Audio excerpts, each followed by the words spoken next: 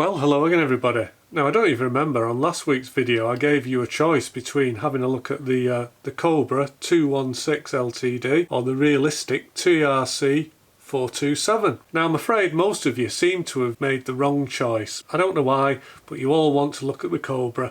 Okay, no problem, we're going to look at the Cobra, but I just want to point out the realistic here has more knobs and buttons. Now, more knobs and buttons is better. We all know that, but you want to see the Cobra, fair enough, that's what we're going to look at. You get to see the Cobra. How could you, this poor unloved realistic radio? Look at it, it's beautiful, look at its little face.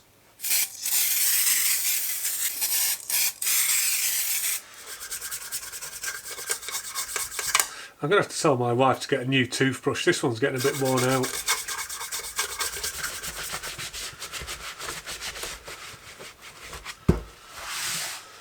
These knobs are horrible and crusty. I think they might have been glued on, they don't seem to want to come off.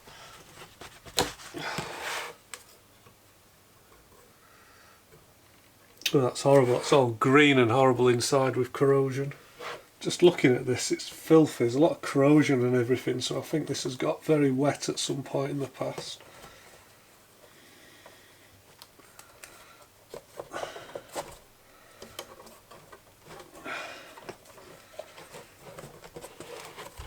Oops, I think that's going to be a problem. Well, unfortunately I've just had a little bit of a disaster. I was just trying to pull this knob off because it's all dirty around the bezel, and I wanted to pull the knobs off so I could clean around them and get all the crud away.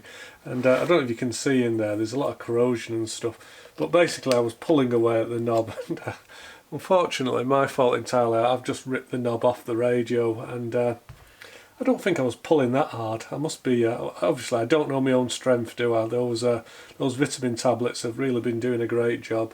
Well, that's my excuse. I'm a clumsy oaf, aren't I? So the knob that I pulled off is the dynamite knob, and I think that's just basically the mic gain. Yeah, embarrassed, sorry everybody, destroyed the Cobra radio. Now of course what a lot of people don't know, these radios did actually come with a special feature which basically just means that you can improve the whole front profile, you can make it much more slimline, so all of these knobs are in fact detachable. There you go. Doesn't that look much better?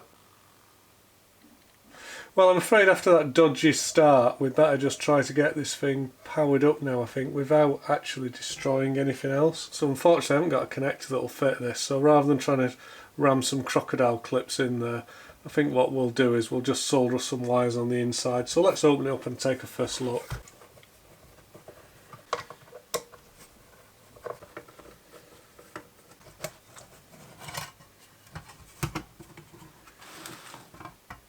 So just looking at the radio, I can actually see that somebody's been inside it before us, and it's got some writing in which I think is written in pencil.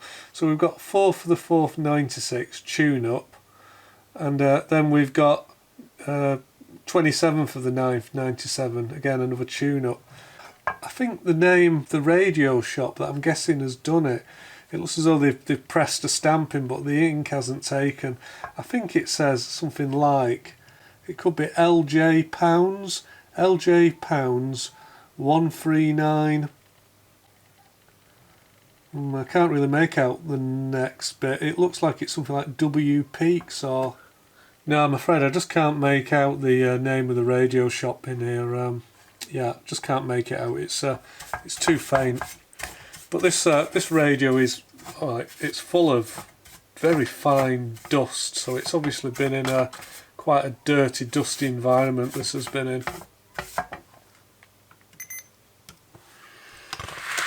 So just taking a first look into this radio, I can see that it's actually very dirty and dusty, but I can't see that it's been messed with. There's no bodge wires.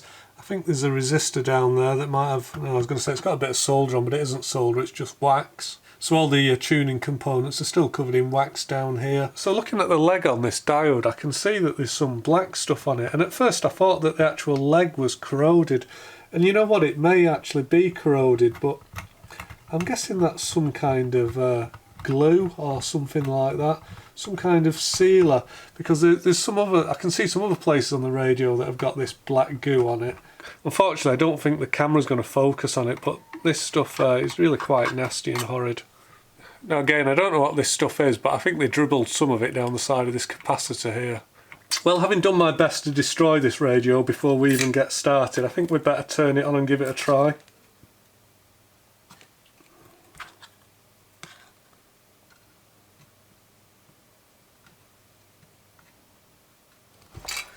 You know, I think I'm going to have to guilt myself into actually repairing this and giving it some love.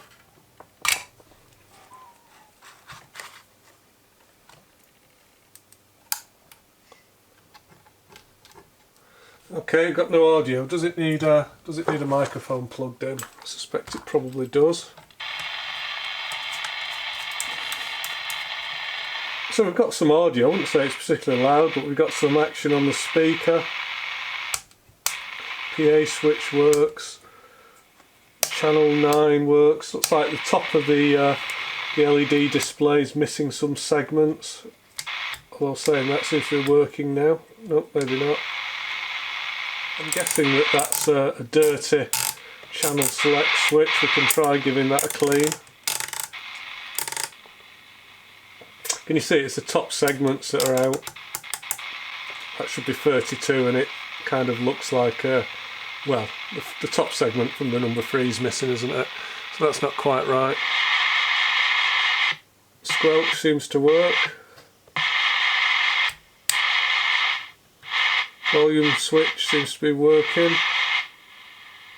Not sure if there's a dial lamp for this display, but it's certainly, there's nothing lit up at this side, so we maybe need a new dial light to put in there. Backlit bulb. So at the moment I've got the CB radio set to channel 1, and you can see I've got my crib sheet here to translate into British money. So on channel 1 that should give us an exchange rate of 26.965 megahertz. So let's give that a try. 26.9645. So that would appear a little bit low, wouldn't it? 65. Yeah, so that would appear just a little bit low. So let's just try the opposite end of the frequency scale. Let's go to channel 40, which should be 27.045. And we are getting a 27.404, and we should be getting 405, so it appears that we're a little bit low there, doesn't it? Unfortunately, I forgot to look at the transmit power there, but we can see that this radio is doing 5.5 watts, well 5.48. I actually thought that the top output of this radio was only meant to be 4 watts, so it seems to be doing quite well there, doesn't it? Let's go back to channel 1. So back on channel 1 now, and it looks like this radio is doing about 5.5 watts. Now just looking at the specification for this radio, it does say that it's a 4 watt output, so it does look as though it might have been just tweaked up a little bit maybe. This is a radio test 1 2 3. This is a radio test 1 2 3. So I can see, looking at the meter on the Stabilock there, that this radio is putting out about 5.5 watts on transmit, but unfortunately we've got no modulation. But maybe that's because I've damaged this dynamite control here, which is effectively for the mic gain. So I suspect what I've done is I've broken off the wiper connection, so there's no audio power going into the modulator. So I think we better try and repair that, or bodge it, or do something with it.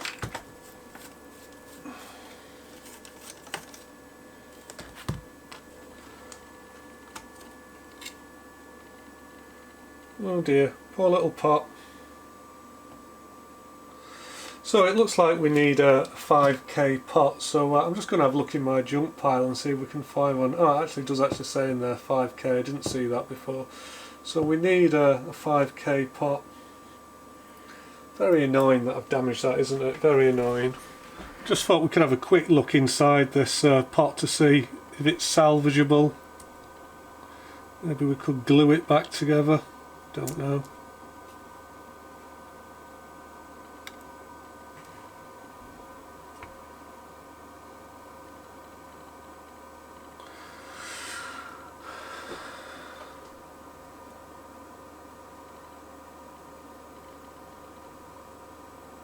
Well, I've just been looking through the hoard of spare parts and I can't actually find anything that will fit it. But I think there's a very small chance that with basically I might just be able to glue this back together with some arrow dye. I can't say for sure, but I think it might be possible. So I think that's what I'm going to do. See if we can at least salvage a temporary repair. Let's disconnect these wires and I'm going to take this into the garage and see if we can reassemble it and glue it back together. You never know, might get lucky.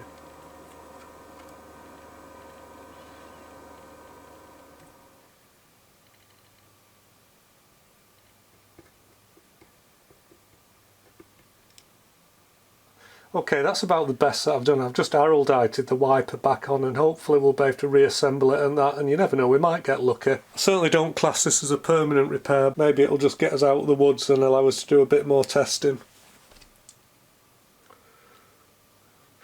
Okay, let's see if we manage to extract defeat from the jaws of victory there.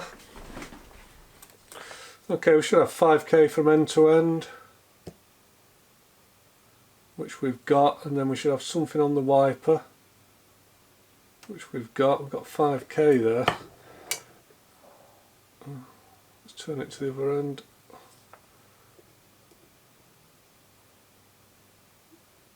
One ohm.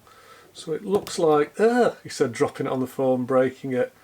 It looks like maybe if we're gentle with this thing, it'll work for now. That's all I can say. It might just stay working for now, enough to test it.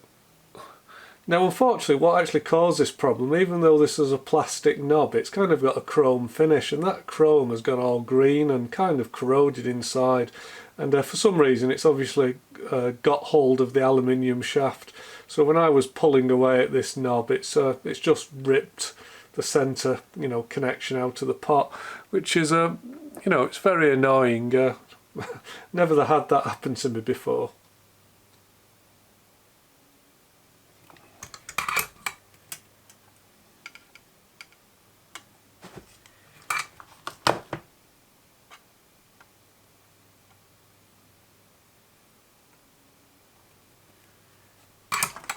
Okay, I've gone ahead and reassembled everything, and I'm hoping that maybe when we transmit we'll have some modulation. Test, test, test, test, test, test, test, test, test.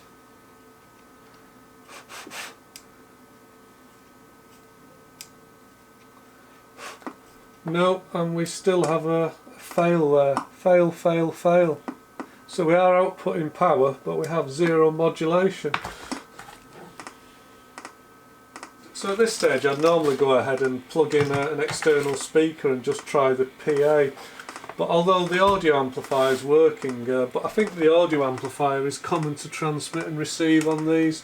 Again, blind at the moment. I have circuit diagrams, but I like to have a poke around before looking at the diagrams. So let's see if the PA works.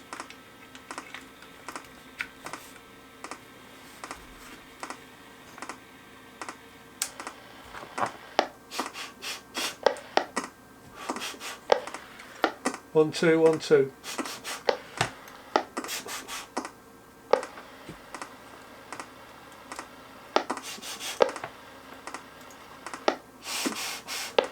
Yep, so the PA doesn't work either. Let's just try a finger test. Have we got a duff microphone?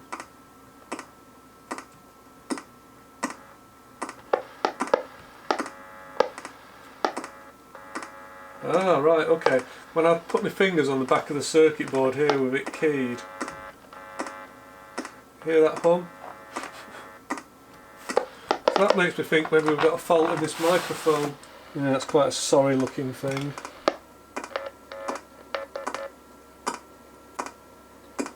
Oh right, okay. Can you spot the fault? Okay, so this is a little microphone capsule that I've taken out, and I can see that one wire goes in at this side and that was still soldered on, but whatever remains, or whatever should remain of the wire at this side, seems to have totally disappeared or corroded away. So I can't find it, so I think what I'm going to go ahead and do is replace it.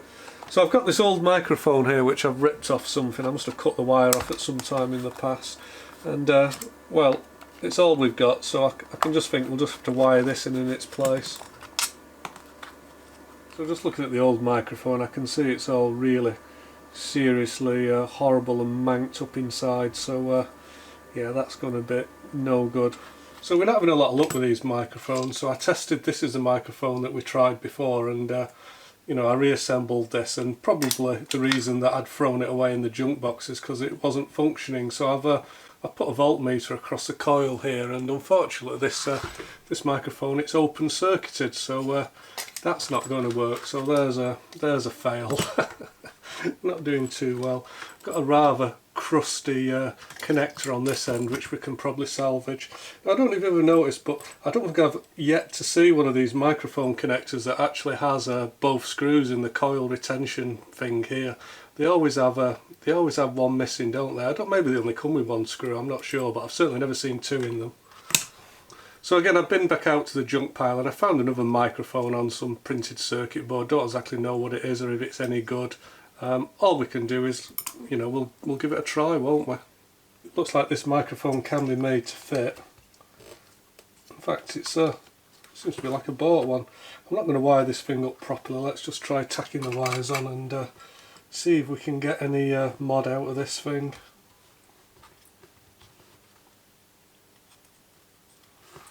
Assuming we can, I'll rewire it properly afterwards.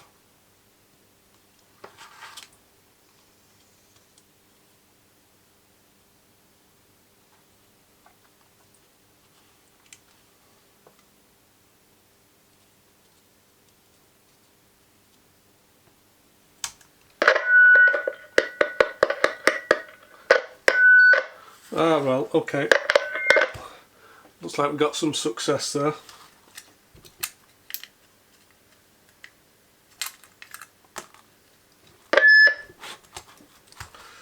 Right, we got a howl, so that's good enough. It looks like we've finally got a working microphone, thank God, after all that messing about. So I'm going to go away and I'm going to reassemble that, and I'll bring you back when we've tidied all the wiring up.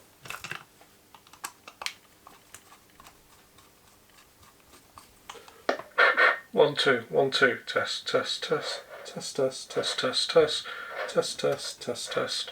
1, 2, 1, 2.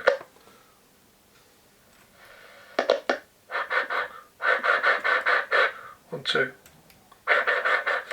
Okay, so we now finally have a working microphone.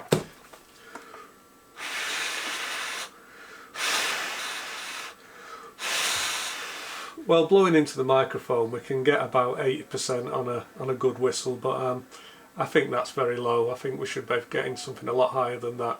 So I think what we'll do is we'll have to consider some tweaking. I'm assuming somewhere on this radio there'll be something to adjust the modulation level, so we'll take a look at that when we do the alignment. Well, as much as I'd like to do a proper reception test, I think it's pretty unlikely I'm going to be able to tune in any American stations with a piece of wet string as an antenna, and I don't think we're that lucky with the skip. So what we'll have to do is we'll just have to use the communications monitor just to inject a signal into it and see if it works. So I've got this set to channel 40 at the moment, which, looking at my crib sheet, is 27.045. So let's have a go at that. 27.405, 405, enter. So the generator output level isn't really set particularly to anything at the moment. It's minus 116 dBm. And I'm guessing actually the fact we can hear something means that this radio is at least capable of receiving. So yeah, hopefully you can hear the bit of a tone in the background. And if we just increase the level of the generator, let's just do that.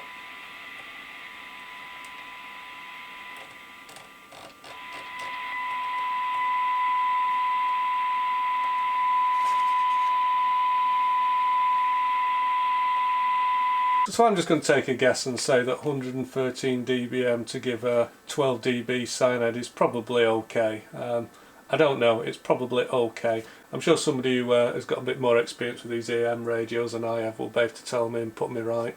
So I think what we'll do next, I'm going to go ahead and I'm going to replace all the electrolytic capacitors with new ones, and I'm also going to scrape off that horrible black gunge from around the filters and anywhere else that I can find it. So we'll do that, and then next episode we'll have a go at doing a realignment and maybe looking into how this radio works in a little bit more detail, because we haven't even got the circuit diagrams out yet. So as always, thanks very much for watching, and until next time, that'll do. Bye bye for now. Hope to see you again very soon. Bye.